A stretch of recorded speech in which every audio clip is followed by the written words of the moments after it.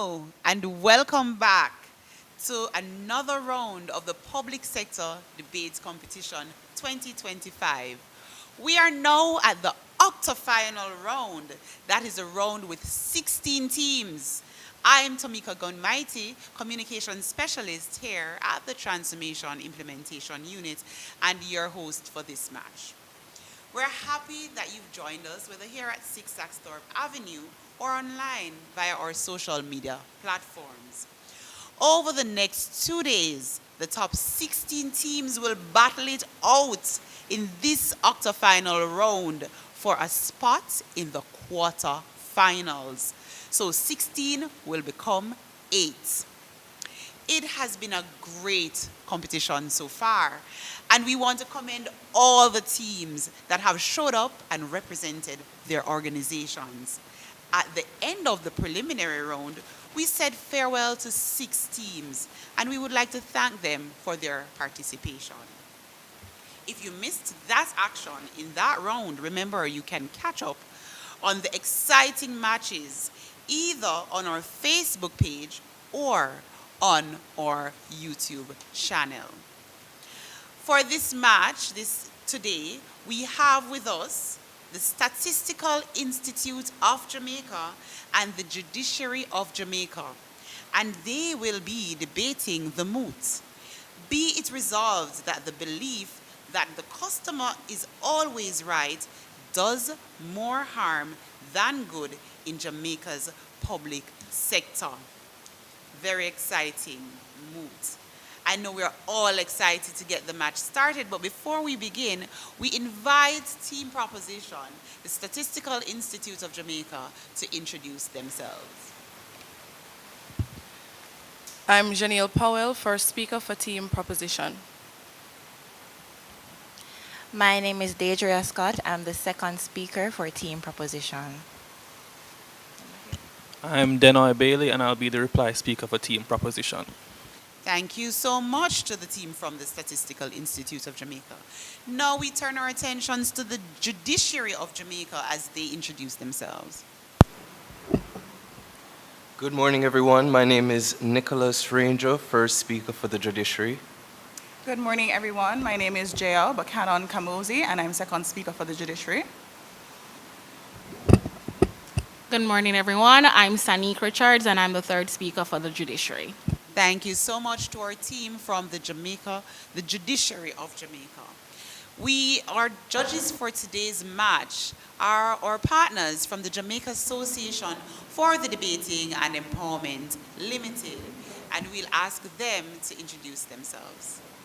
Good morning, everyone. My name is Javon Downey, and I'll be serving as the chair adjudicator for this match. Good morning, everyone. My name is Roshana Jarrett, and I'll be one of your wing adjudicators for this match. Good morning, everyone. My name is Chantal Hughes, and I'm also a wing adjudicator for this match. Thank you to our judges.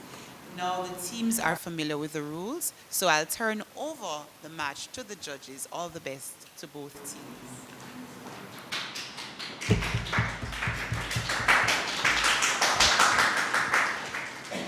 Thank you very much, Tamika. I know that the teams are already familiar with the rules, but just to briefly recap, in your respected allotted time of 7, 6, and 5 minutes, your first and last minute is protected. We'll indicate at those intervals with the ding of a bell. When you have exhausted your full allotment of time, we'll ding the bell twice, after which you are afforded a further 15 seconds to wrap up your presentation and yield the floor. We'll have 2 periods of cross-examination that we will discuss further as the debate progresses. So without further ado, let's welcome the first proposition speaker to get this debate on the way. Hear, hear.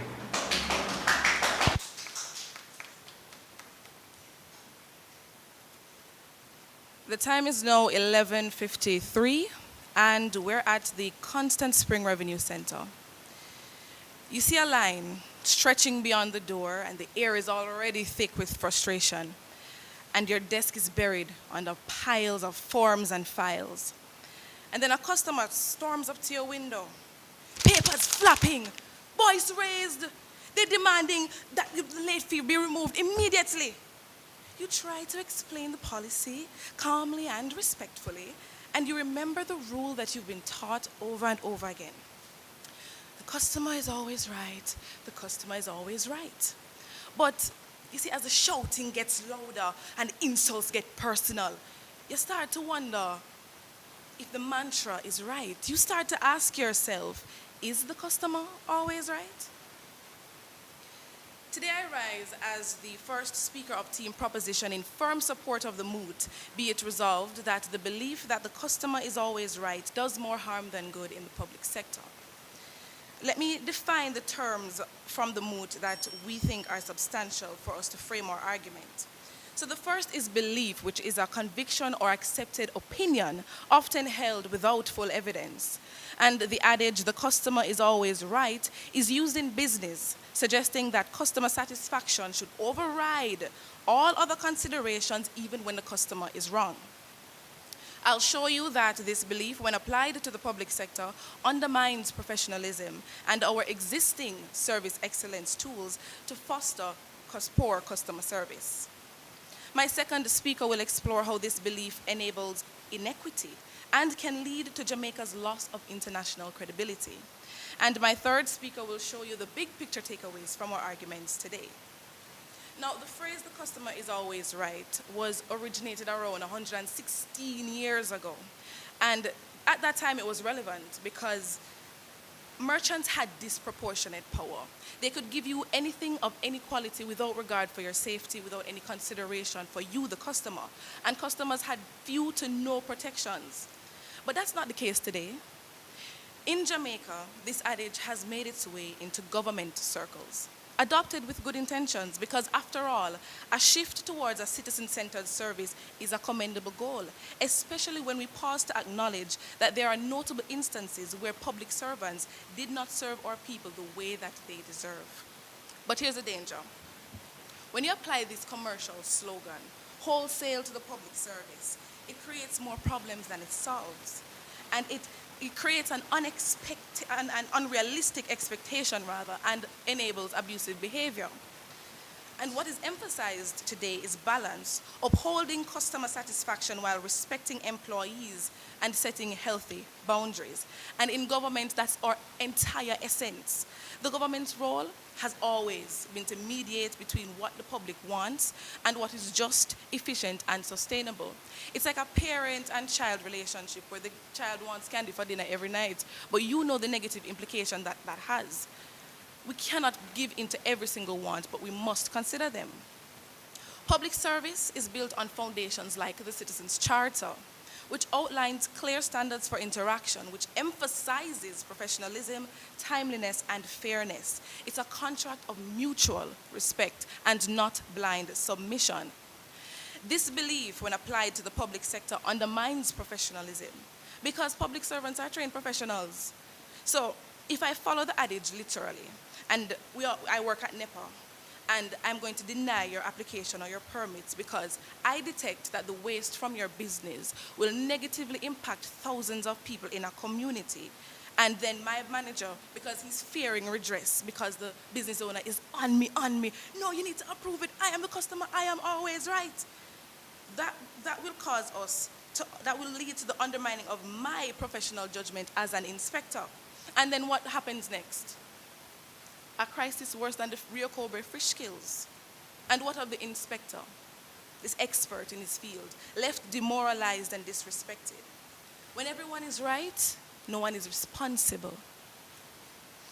When you apply this belief to the public sector, it fosters perpetual poor customer service. Because when the goal is to keep everyone happy, problem solving, Point of information. Accepted. The customer is, in these times, now more sophisticated. How do you account for that in your current stance? Well, thank you for that question, because at present, we have responsiveness retrofitted into the way that we serve our customers. So we have feedback systems. For example, PICA has a system where you can field your queries, your concerns, and those will be considered. And it's actually encouraged, according to the Citizens' Charter, to hold us as public servants accountable so that we can check ourselves and come correctly. So let's look at Jamaica's drought crisis in 2019. everybody wanted water, but there was a long-term infrastructural problem. So the government was able to balance long-term solutions with short-term solutions. Short-term, they did water trucking to communities and provided water tanks in those communities. Long-term, they allocated funds to fix the infrastructures within the National Water Commission to make sure that we are able to make major investments to support our Jamaican people. This belief, when applied to the public sector, it disregards the systems that we already have in place, which I was able to bring up thanks to my opposition. We have these feedback systems to capture real-time services, real-time feedback, and adapt our services accordingly, like the Tax Administration of Jamaica opening on Saturdays. So if every complaint is treated as a gospel, we risk misallocating our already limited resources, which is especially dangerous in the public sector because we have to distribute what we have equitably, which is something that my second speaker will examine further. So yes, this is my stance. The customer is always right, may seem empowering on the surface, but in the public sector, it does more harm than it does good. It shifts the focus from real problem solving to satisfying simple demands, which can lead to poor customer service, staff burnout, and unsustainable decisions. We have to have the courage to say no when it is necessary. So yes, we acknowledge that the customer has rights, but the customer is not always right. Thank you.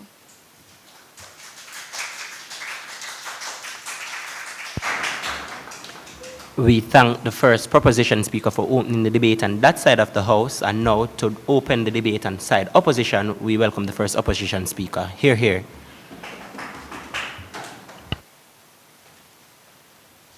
In a land where Masumkum was one standard policy, the idea that the customer matters is now somehow dangerous. Mr. Speaker, esteemed adjudicators, members of the proposition, and my fellow Jamaicans, good morning. I am Nicholas Range, and I proudly stand before you as first speaker for the opposition on the MOOT. Be it resolved that the belief the customer is always right does more harm than good in Jamaica's public sector. Now, let us be clear from the outset, Mr. Speaker. We are not defending the misinterpretation that the customer is always right means the public should be pandered to, nor that civil servants must endure abuse. No, Mr. Speaker, that is a caricature when taken out of context, bastardizes customer service and ignores its tangible and overwhelming benefits. The proposition argues that this customer-first approach has caused more harm than good. We don't deny that there have been challenges, and Mr. Speaker, no system is flawless, but there is a need to balance the good for the bad in this debate, and we wholeheartedly put that the benefits far outweigh the drawbacks. Mr. Speaker, my first address as first speaker for the opposition will explore 4 key areas.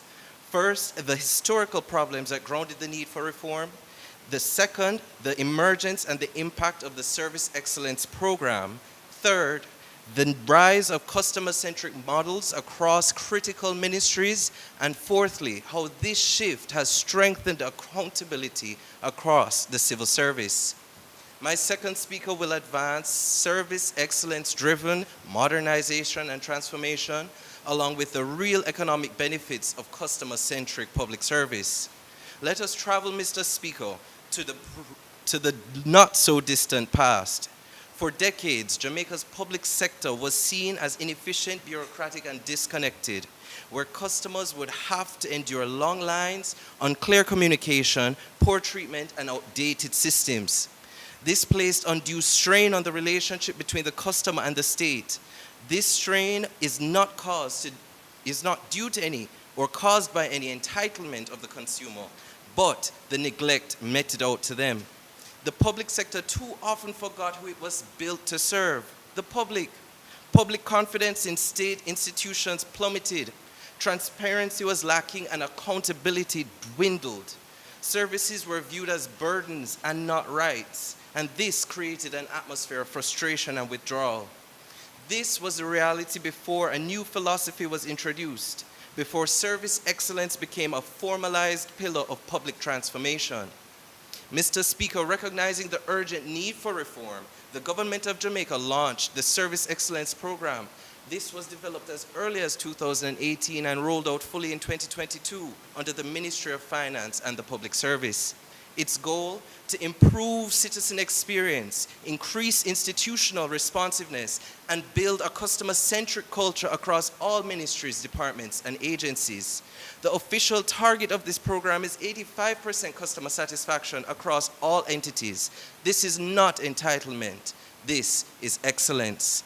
Now, Mr. Speaker, let's ground the data.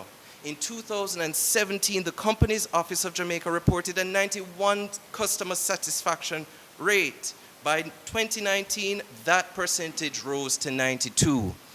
In Montego Bay, their branch reported a record and outstanding 100% customer satisfaction rating. The Ministry of Agriculture reported a 79% customer satisfaction score in 2021. These gains are the result of deliberate policy shifts, enhanced staff training, and technological upgrades, not magical thinking. In 2023, the SEP was expanded to include standardized model customer service departments, public satisfaction surveys, performance monitoring tools, and institutional KPIs for service quality and responsiveness. The idea that the customer is always right has not become a slogan, but it has been a way to create structured, measurable national commitment to excellence. Now let us examine the sectors, Mr. Speaker, that have embraced this model and have subsequently benefited therefrom. The Ministry of Health has introduced client feedback tools in hospitals and clinics. The Cornwall Regional Hospital now includes SMS-based satisfaction surveys, leading to better queue management and more respectful patient interactions.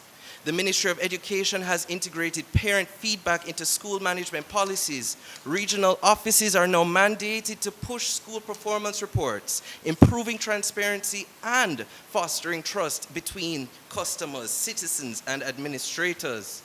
The Court Management Services has implemented customer feedback stations across all parish courts. This has directly improved appointment systems and reduced average wait times by 15%, according to their internal reviews. The Office of Utilities Regulations, in their 2017 Mystery Shopper survey, found that Flow had an outstanding and unprecedented 71% satisfaction rate. JPS, 70%, Digicel, 69%, and the National Water Commission with 67%. Now, these ratings are admittedly not where we want them to be, but they do show that the measurement is happening. More so, the customers are speaking and the public and private agencies are listening. Some may ask, but what about customer abuse? Don't public servants deserve respect? We agree, and so does service excellence. That's why the program offers clear staff support, frameworks, channels, and initiatives that promote employee wellness. That to ensure that the empowered public servants are committed to reporting job satisfaction.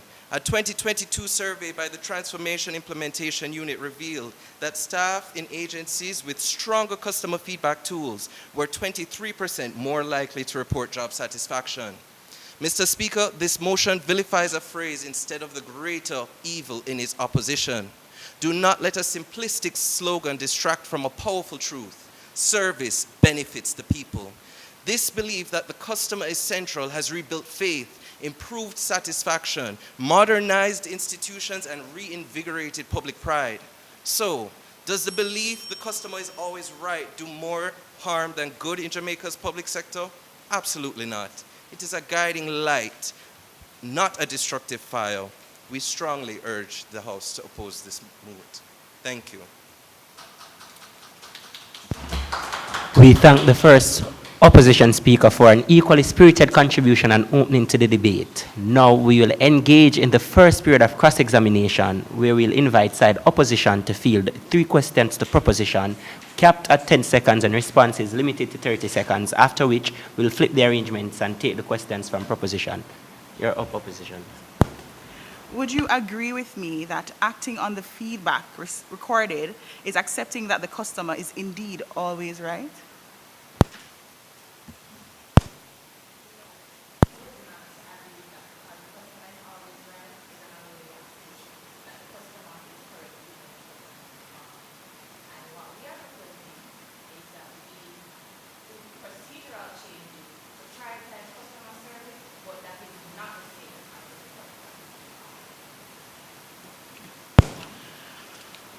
Do you agree that the ultimate goal of any service provider or public service is to meet the desired needs or expectations of the customer as determined by the customers themselves?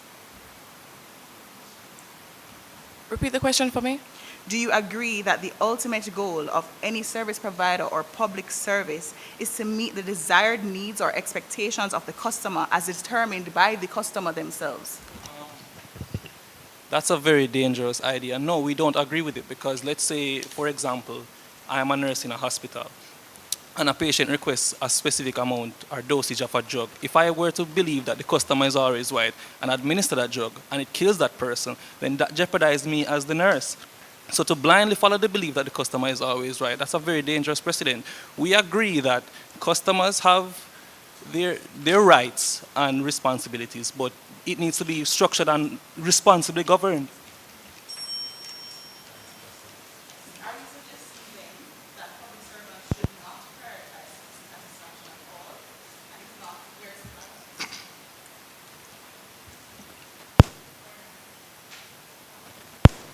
that? We're not saying that it's not a factor, but we are saying that it should not come as number one when the government is there to balance the interests of so many different players within the society. Those two things, they cannot fulfill their role and then try to please every customer. Those two things cannot happen. We thank opposition for their questions and now invite the questions from side proposition. So my question to the team opposition is, if the customer is always right, how then should public servants respond when a customer demands something illegal, unethical, or outside policy? Well, the service excellence policy dictates that when a customer demands something illegal, well, you escalate it to those who can assist. We are not saying that public sector workers are to treat with anything illegal. We're not asking them to do anything illegal in their jobs. What we're saying is you should accept the customer as they are, acknowledge what they want, and see how best you can do that for them. And where that is outside of the scope of your duties, we ask you to escalate it to those who can do it. And if you can't, we ask you to say to them that you are unable to assist them in that matter and to ensure that their service is done properly.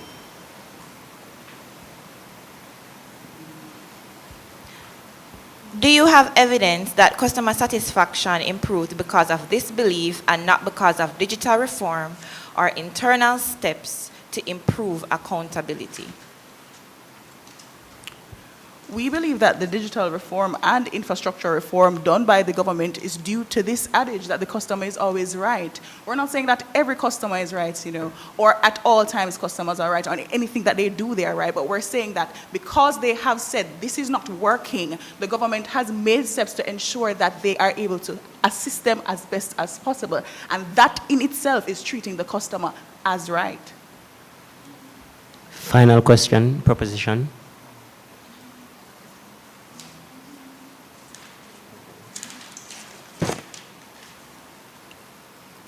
Is good service really dependent on this belief or on systems that the government has put in, like ISO certification, training, feedback loops, and performance management? Again, all of these systems implemented are because there's a deep entrenched belief in the service excellence program that the customer is the central stakeholder and that they are right, and we are listening to them and we're making these changes because they are right in the sense that the government must adapt to them and not them adapt to the government. We thank both teams for an interesting period of cross-examination, and we continue the debate with the submission from the second proposition speaker. Hear, hear.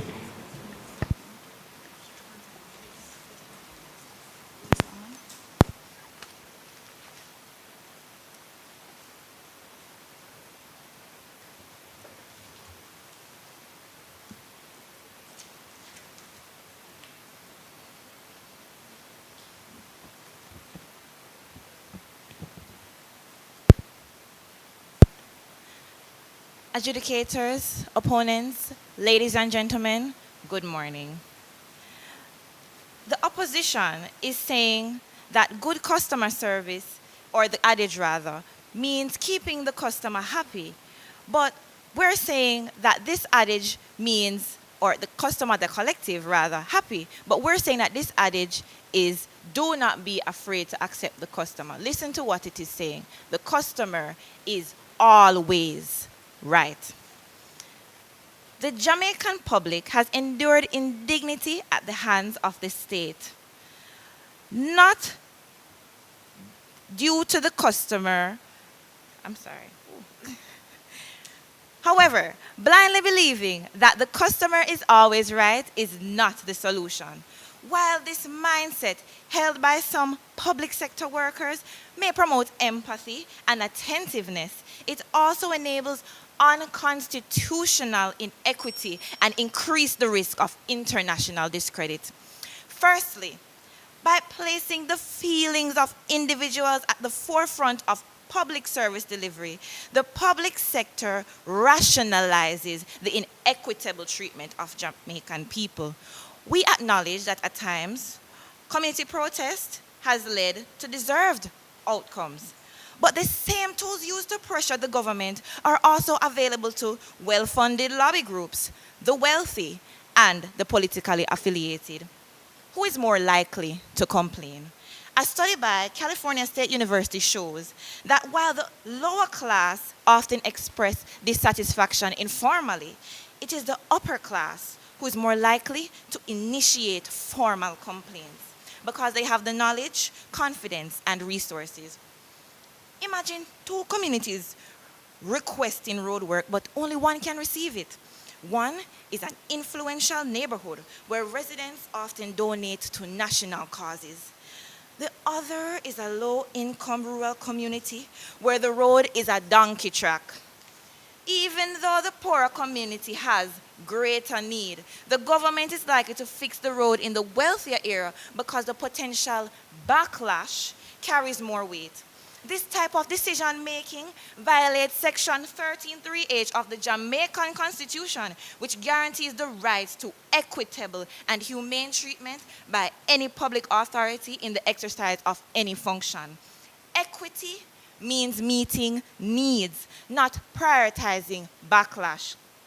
The belief leads to the misallocation of government resources and disproportionate attention to the rich and politically connected whose dissatisfaction is feared.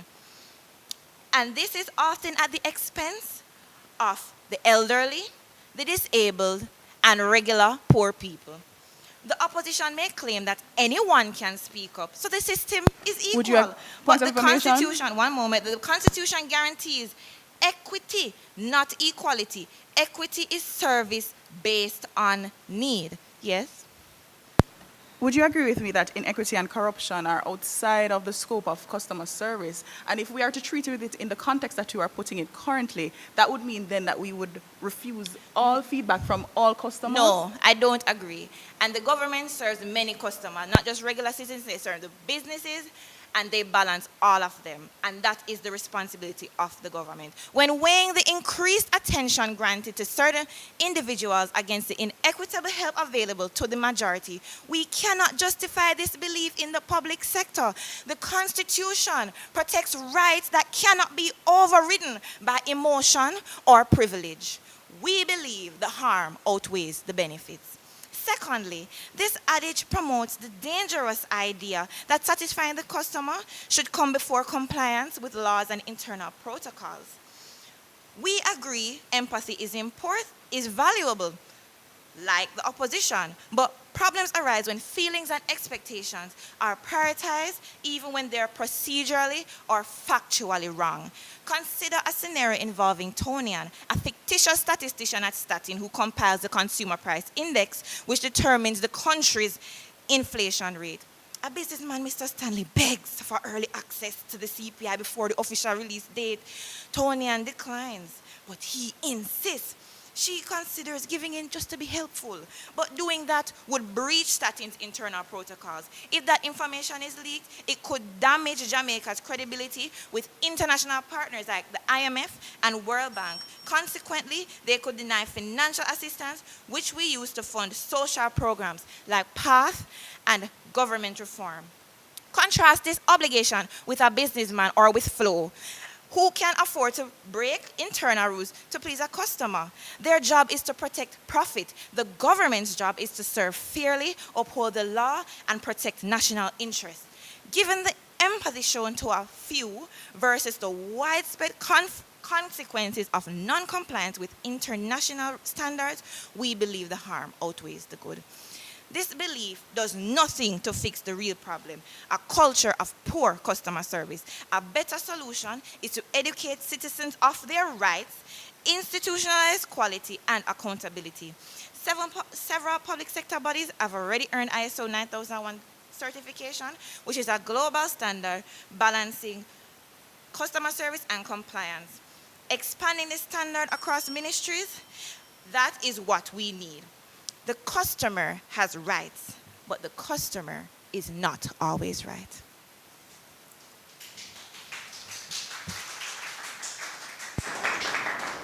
We thank the second proposition speaker for her submissions and now make way for the second opposition speaker to continue their case. Hear, hear.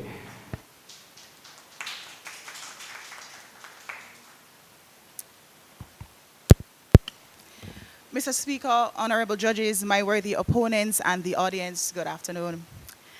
As the second speaker for the opposition, I rise not merely to oppose this MOOT, but to dismantle it.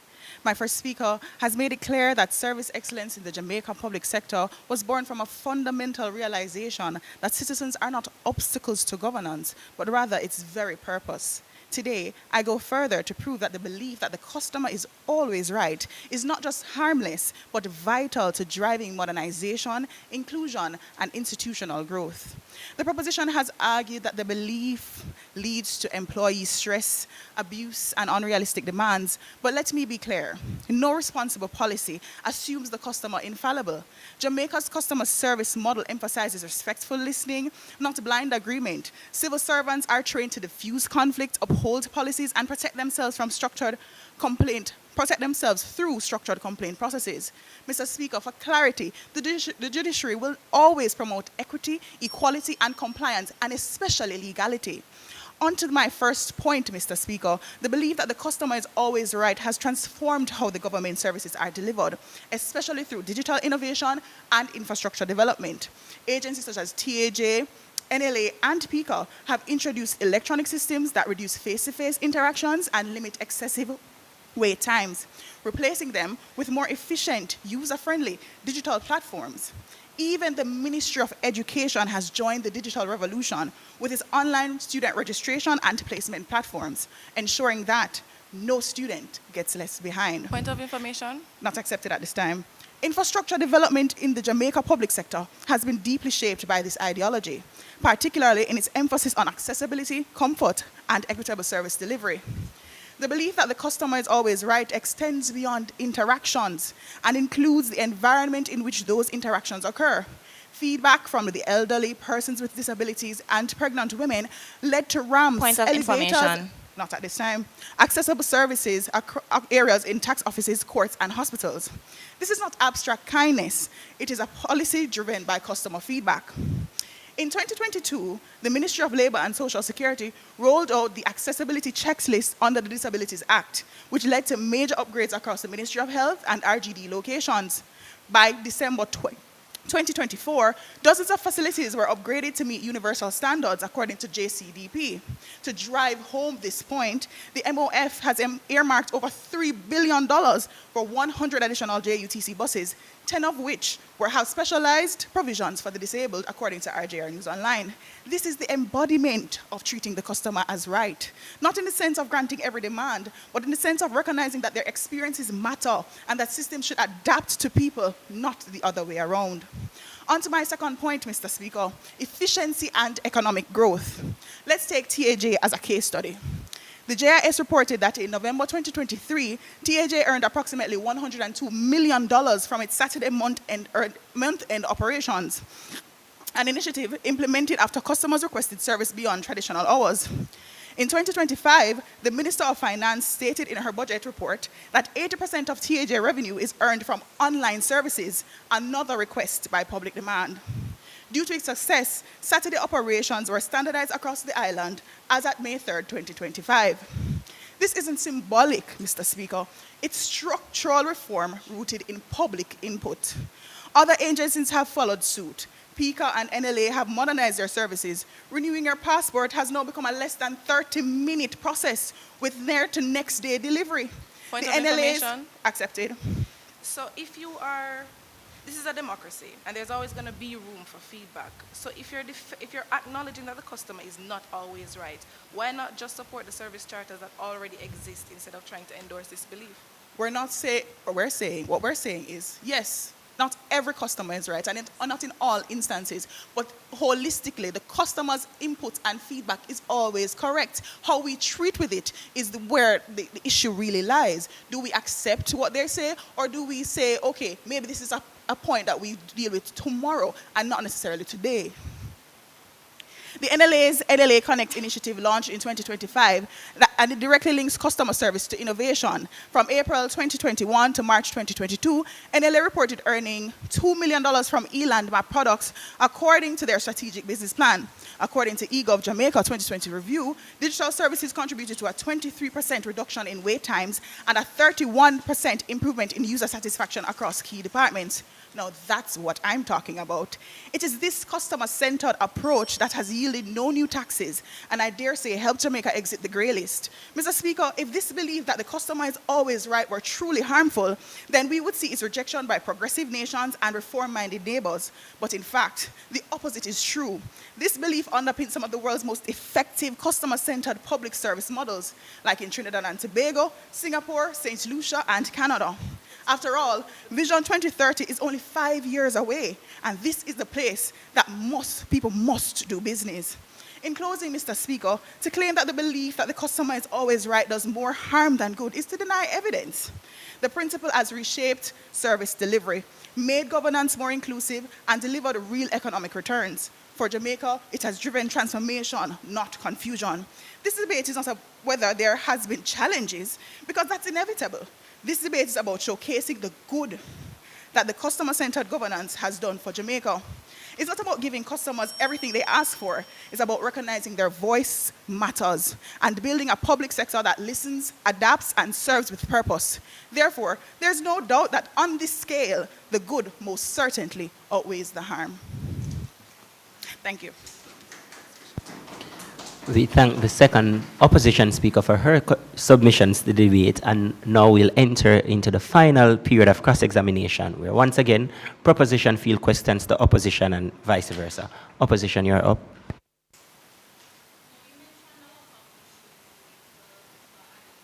Is right.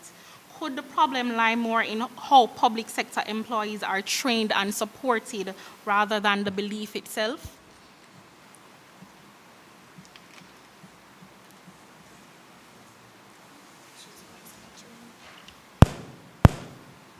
Repeat the question. Honestly, repeat the question.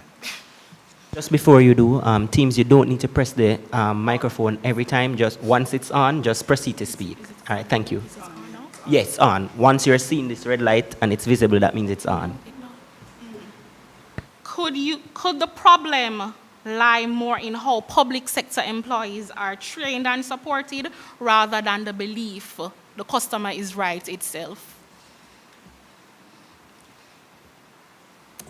I would like to reject that idea, because a part of our service excellence program is to ensure that there is continuous training of our public servants, whether it is to qualify them academically or qualify them socially, upskill them socially so that they're able to better serve our people better. Would you prefer a system where public servants are right by default, regardless of how the citizen is treated?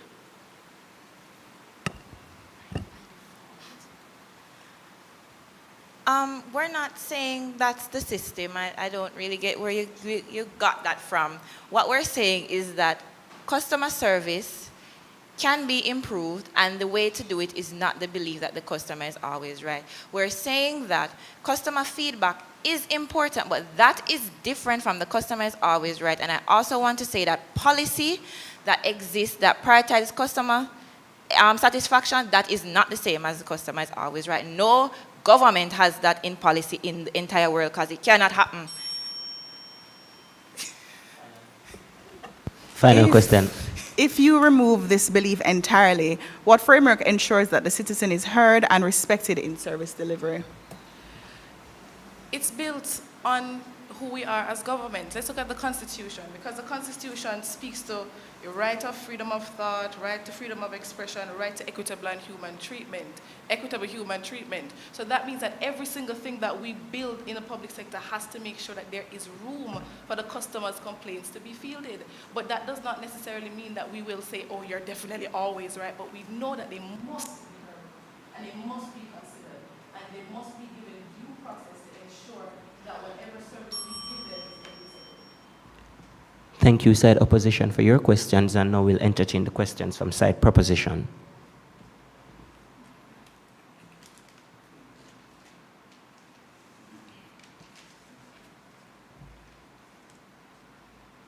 People were begging for years and years for Bustamante Hospital to have an overnight ward. But you're saying that we look at every customer, so why did things change until one special customer complained the right way? That is because has nothing to do with the customer always being right. That has everything to do with how we collect feedback and how we treat with it. And in truth, we have to remember too that sometimes, as you said, not every customer has a voice, and that is what service excellence is trying to change. That is what customer-centric service at this time, through digitization and infrastructure development, is trying to change, giving every customer a voice and ensuring that they are right in the sense of complaining and allowing the government to develop on their complaints. Could you further break down for me the statement that you made earlier, where you said that the government must adapt to the customer and not the customer to the government? Because I see that as imbalanced. So I want to hear how you balance that. How do we balance the government adapting to the customer is simply by listening to what they're saying. Granted, not everything the customer is saying might be able to be applied, but at the very least, we must give an ear and see what best we can put in place for the customer to be treated with in the best way possible. We have to remember that everybody in this room is a customer, internal to the government and external, and our feedback must be heard, and that will improve business. We've given you statistics that prove that internal customers and external customers are benefiting from being listened to and being treated as right in every sense. Final question. This is not a policy, it is a belief as per the MOOT. So with this belief, why do the most vulnerable still get left behind, like poor people and the elderly? That is an issue with our government. And in fact, what we are saying is that service excellence was only launched in 2022. And unfortunately, all the development that we have done has not allowed us to reach every person yet. But that is the goal. 85% satisfaction is the goal, and that is for all Jamaicans. Rich, poor, black, white, yellow, Chinese, mango eater, non-mango eater. Every customer must be heard and treated correctly and rightly by the public service. That is what service excellence is. We thank the teams for another equally interesting period of cross-examination. At this point, we will pause the debate for 1 minute to allow the reply speakers to put the finishing touches on their speech, after which we will continue with the submission from the opposition reply speaker. That 1 minute begins now.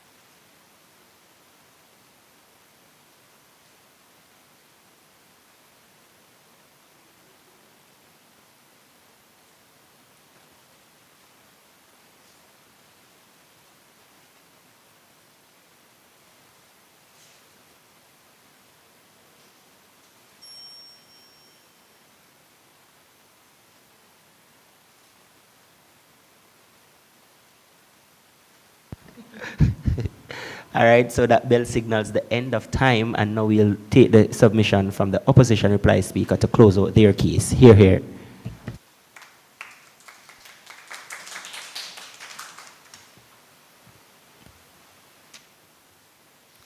Mr. Speaker, I rise as the third speaker for the opposition to reaffirm our stance that the belief the customer is always right has not done more harm than good in Jamaica's public sector.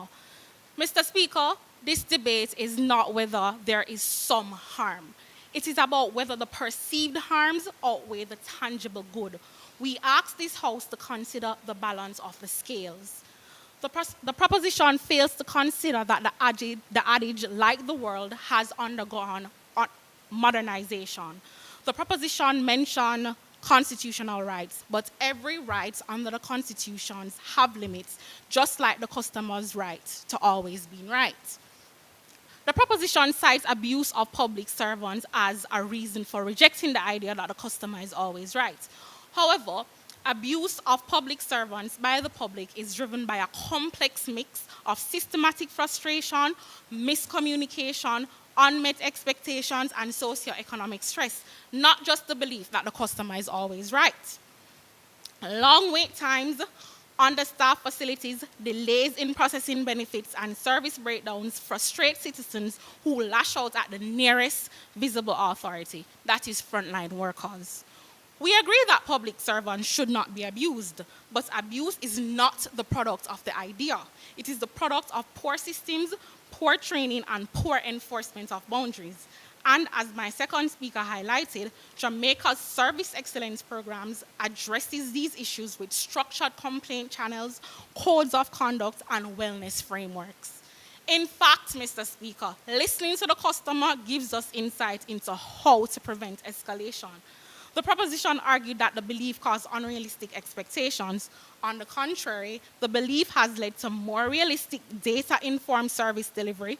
When the public demanded shorter wait times, TAJ digitized. When pregnant women asked for accommodation, elevators and seating were installed. When rural customers asked for easier access, Saturday hours were introduced. When the deaf community complained about accessibility, frontline workers were trained in Jamaican Sign Language. When the public criticized long wait times at court, the judiciary implemented time slots for the hearing of matters. The proposition argues that the belief erodes public authority. Mr. Speaker, let me be blunt. Authority that cannot withstand accountability is not authority. It is arrogance. The customer-centric model reinforces authority by ensuring it remains relevant, responsive, and respected. Our first speaker reminded us of the dark ages of the public sector, the long lines, apathy, and inefficiency. He highlighted how service excellence was born as a structured reform initiative with KPIs, satisfaction surveys, and feedback tools embedded across the government. He gave examples across health, education, justice, and utilities, all pointing to one central truth. When citizens are heard, services improve. Our second speaker extended this even further, showing how the belief has fueled modernization and economic gains, from digital platforms like NLA Connect and TAJ's weekend operations to accessible infrastructure upgrades under the Disabilities Act. These resources enhanced experience, generated real capital for the country, reduced wait times, and even helped to keep us off the grey list. Mr. Speaker, if that is harm, then I want more of it. What actually harms the public sector is not believing that the customer is right and telling customers, that's how it is, come back next week, we can't help you. That ignorant attitude weakens trust, suppresses compliance, and leads to inefficiency. So again, I ask, has this belief done more harm than good? Absolutely not. The opposition has shown that it has led to measurable improvements in satisfaction, digitized the streamlined services, public sector responsiveness and reform, inclusive infrastructure, increased compliance and revenue, regional best practices and global benchmarks, strengthened public trust and participation, empowered and protected public servants, institutional accountability, cultural transformation. We do not need to fear this belief, Mr. Speaker. We need to institutionalize it. And so we proudly and emphatically oppose the motion, the MOOT, sorry. Thank you. We thank the opposition reply speaker for bringing their case to an end, and now we invite to close out the debate in totality the proposition reply speaker. Hear, hear.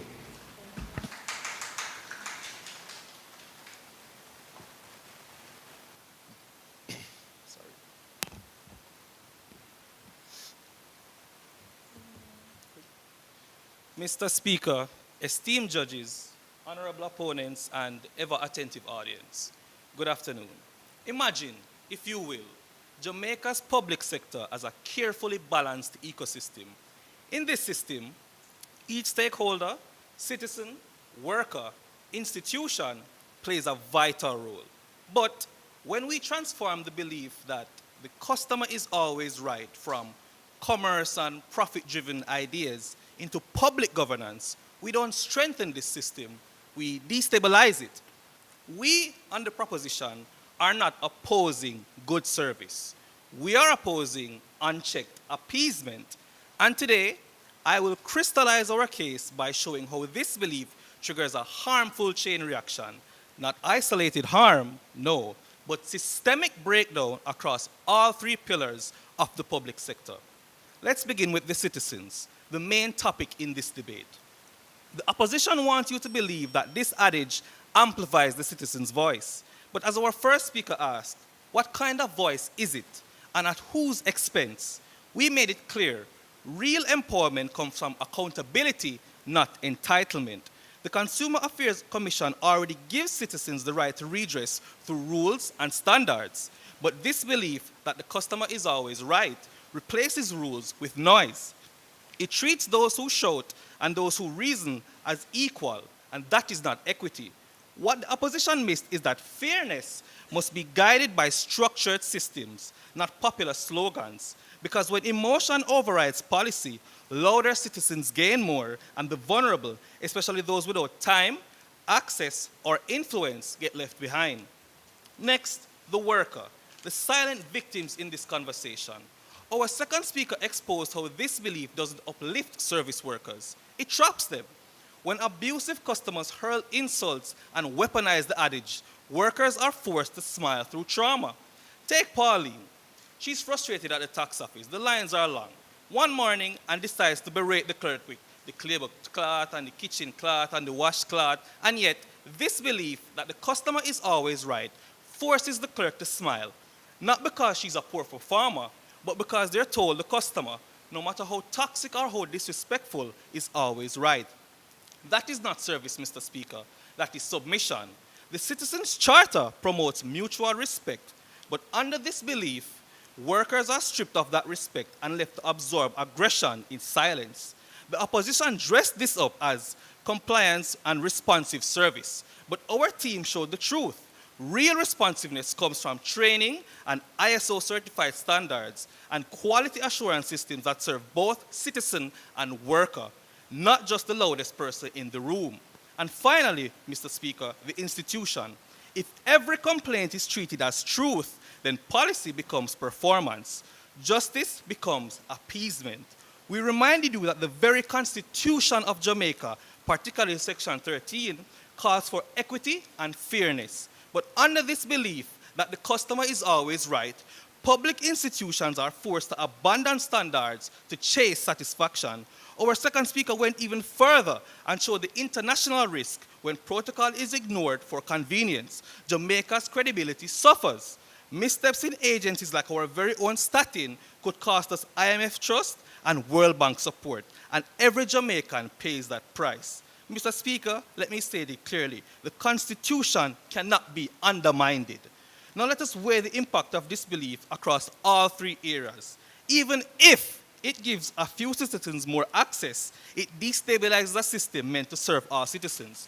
Even if it pressures a worker to act, it does so by sacrificing their dignity. Even if it seems to make institutions more responsive, it leaves them more vulnerable to influence and error. The opposition gave you snapshots of frustrated customers. We gave you the full picture of a public sector weakened by short-sighted appeasement. Let me remind you what each speaker on our bench achieved. Our first speaker anchored this debate in professional service, showing how belief undermines expert judgment and stability. Our second speaker elevated the argument with legal grounding, constitutional insight, and real-world risks, exposing how the belief enables inequity and reputational damage. And I brought you the lens to connect it all, because our opponents brought a microscope to this debate, Mr. Speaker. We'll take a look through our telescope and see the citizen, worker, and institution, and look how one belief that the customer is always right can erode the very foundations of public service.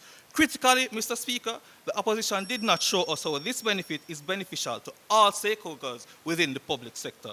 In closing, Mr. Speaker, let me just say that we, the proposition, acknowledge that this belief has upside and its merits, but that is why we say Jamaica has responsibilities and the customer has rights, but the customer is not always right. Thank you. We thank the proposition reply speaker for bringing the debate to a beautiful close.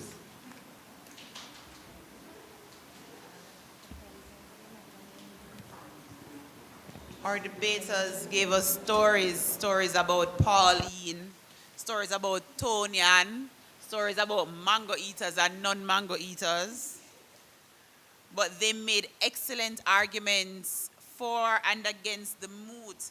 Be it resolved that the belief that the customer is always right does more harm than good in Jamaica's public sector.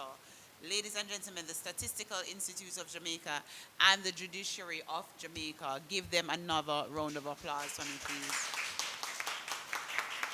Thank you so much, teams. We want to keep the conversation going while the judges deliberate. For those of you on social media, let us know what your side of the moot is. Please share your comments and views in our comments section on social media. The judges will now take a short break to deliberate, and we will take that time to refresh ourselves. The next person you will hear is from our chief adjudicator, who will sum up the match and announce the winner. Ladies and gentlemen, please stay tuned.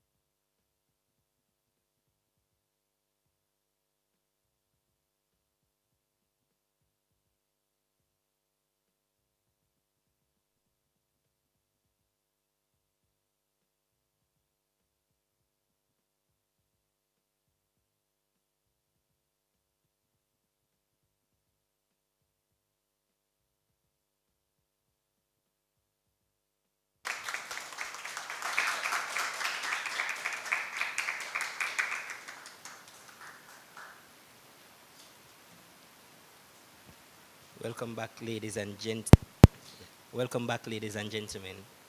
An interesting debate just unfolded before our very eyes. The motion was MOOT rather was be it resolved that the belief that the customer is always right does more harm than good in Jamaica's public service. Let's get straight into the deliberation. So, just a general thought or a general guiding principle.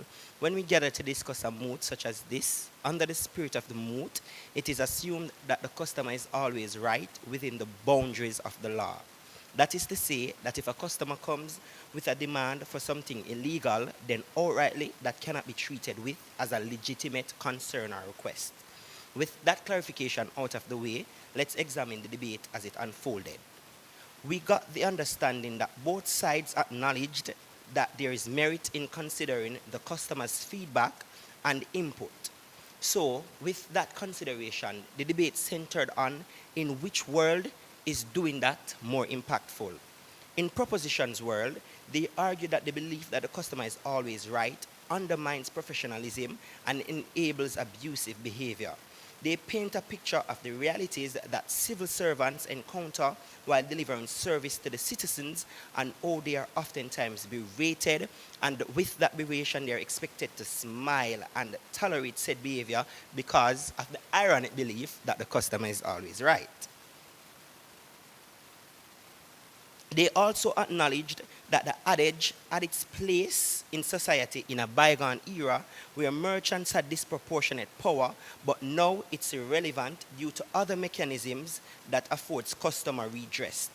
They argued that, that maintaining or holding fast to the adage undermines the current systems in place. We got this from the reply speaker in his summation that in props world, when we believe that this belief is harmful, that the benefits that opposition claim to achieve is undermined because the customer with the loudest voice gets heard as opposed to all voices being amplified as was posited by opposition.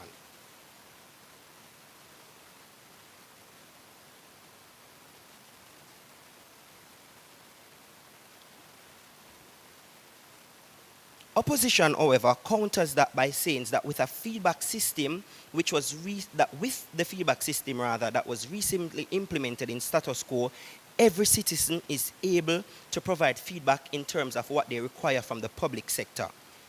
Again, proposition argued that the employees are subjected to the mistreatment because of the very belief, which looks like them tolerating an irate customer in the tax office, sitting through insults and absorbing oppression. Opposition does not agree or support the notion of abusing public sector workers. They argue that employees are continuously trained to deal with these situations involving irate customers. The institution is abandoning standards in favor of customer satisfaction pursuits and sacrifices the workers' dignity and undermines their judgment. That was the case that was put forward by side proposition. This was fulsomely addressed by side opposition by way of their elaboration that the belief doesn't pander to every single need of the customers, but that they approach their concerns from a place of empathy and understanding. This looks like accepting their feedback and implementing policies that address its said concerns. We see this manifesting in tangible ways, such as the TAJ operating on Saturdays, implementing an online portal for customers' convenience, and retrofitting government businesses and organizations to be more accommodating to those that are disabled, to pregnant women and other members of the society. In addition to that, we saw that institutions also benefit economically by providing these benefits to customers. For instance, they claimed, on side opposition, that TAJ earned an additional 2.3 million simply by operating on a Saturday, which is not what usually obtains. When we assessed the debate fulsomely, we got more tangible benefits from the team in opposition that outweighs the arms that were proffered by proposition. So unanimously, the winners of this match are Team Opposition with 276 points, and Team Proposition Statin ended on 262 points. The person that we thought was the best speaker in the debate that afforded or brought forward the most substantive and arguments that advanced the case of their side significantly is Ms. Jaya Kamuzi, rather, the second speaker on side opposition. Thank you. I'll now hand over back to Tamika.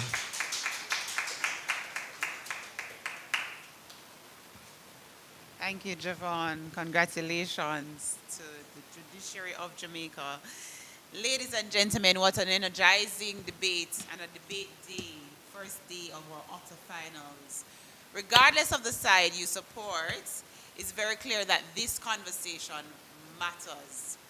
Let's give another round of applause to both our teams. Thank you to our debaters, to our judges, and to you, our audience, for joining us and for being so engaged. I hope you did share your views online. Let's continue the conversation. Join us again tomorrow when we have more exciting matches. The Ministry of Justice will be taking on the Ministry of Tourism. The National Fisheries Authority will be taking on the Universal Service Fund. The Water Resources Authority will be taking on the Cannabis Licensing Authority. And the Ministry of Agriculture and Fisheries will be taking on the Jamaica Information Service. Until then, we will see you. Thank you for joining.